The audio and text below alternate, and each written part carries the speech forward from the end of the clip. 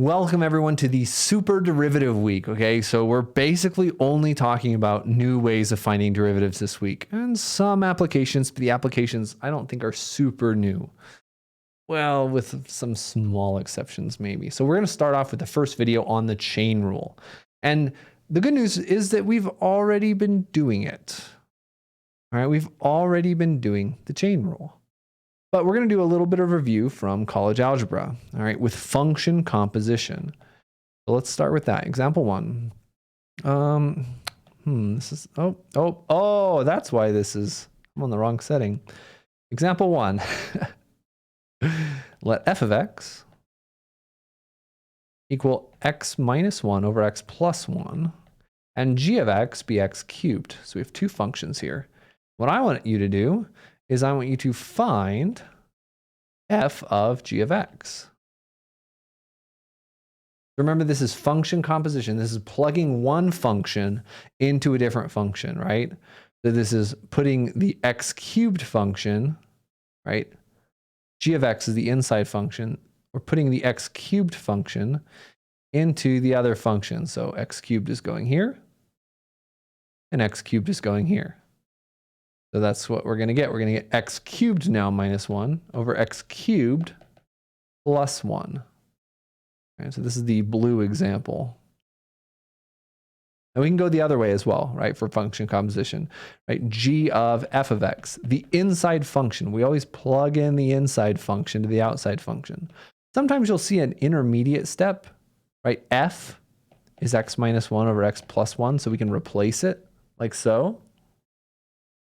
And now again, now we're going the other way, right? We're plugging in this f, we're plugging in this thing, this whole thing into here. So this is too many arrows. I should have erased them, right? We're plugging in f into g. So the g is the cubing function. So now we just cube this whole thing. Kind of like so. All right, so that's function composition, just plugging one function into the other. And it just depends on which one's your inside function. And we can go the opposite direction as well with example 2. Write h of x as a composition of functions. So just going backwards. So like, for example, I'll write in parentheses here, right? Like f of g of x.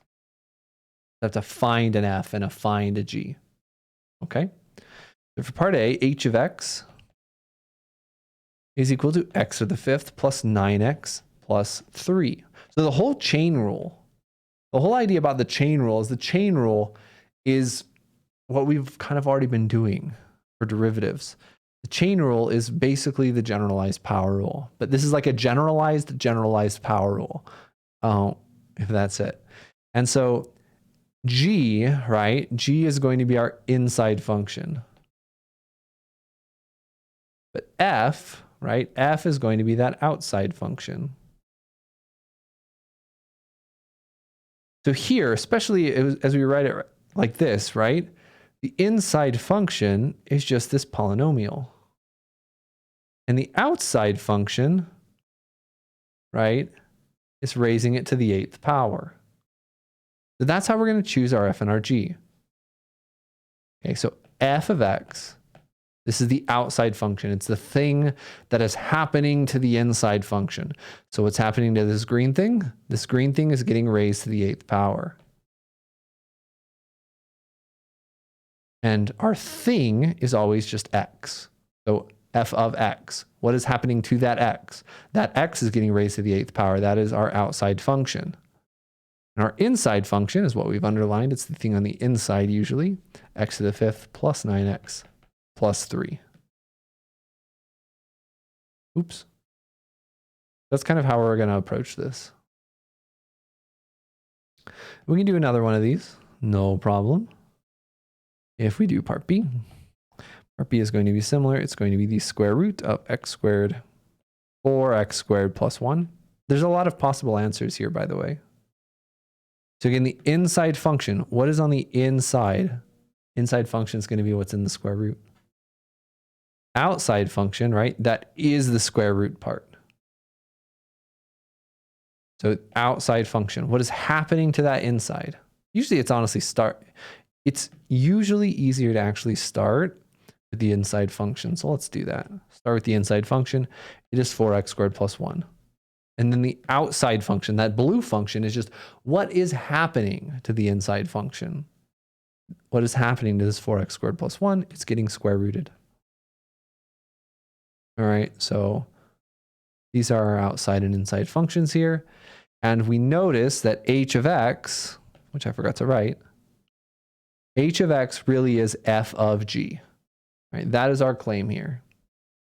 H of x equals f of g of x. Because if I plug g into f, if we plug this thing into here, we get the square root of 4x squared plus 1. If I plug this thing into f, we get this x to the 5th plus 9x plus 3 raised to the 8th power. So we are returning to what we wanted. All right, that's kind of what we're starting off with. So the chain rule really is just how do we take this derivative? Let's talk about that and do one example. The chain rule is, what is the derivative with respect to x of a function that has another function inside of it? And think of the generalized power rule. What do we do for the generalized power rule? We take the exponent down, subtract 1 from the exponent, leave the inside the same, and then multiply by the derivative of the inside. That's exactly what happens here. We take the derivative of the outside function, we leave the inside alone, and then we multiply by the derivative of the inside. So this right here, the main thing in the section. Here, let's continue this little wave all the way off the screen. Oh, it doesn't quite match up. It's fine. It's fine. So let's use it real quick. Example 3. And then we'll really use it some more in the next video. For h of x equals f of the square root of x. Find h prime.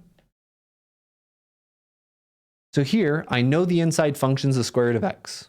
I don't know the outside function. So we're going to have our answer in terms of f. Okay, we're going to apply the chain rule here. The derivative of h is the derivative of the right-hand side. Right? The derivative of f of the square root of x. So let's follow this formula. We take the derivative of the outside function. The derivative of f is f prime. We leave the inside function the same, and we multiply by the derivative of that inside function. The derivative of the square root of x. Let's go off to the side real quick, right? We need to know what is the derivative of the square root of x. Remember, we can write the square root of x as x to the 1/2 power. That's going to be very useful. And then we use the power rule. Okay, so the 1/2 comes down, and we subtract 1 from our exponent, and this is our derivative. All right, so 1/2 x to the negative 1/2 is our answer. Usually we like rewriting this. We could write this as f prime of the square root of x divided by 2 root x. Remember, a negative exponent, that negative exponent right here, that just means we move the thing to the denominator. And the 1/2 means square root. The 2 is in the denominator, so we put that down there as well. So either answer here is good. And that's the first video. Good luck.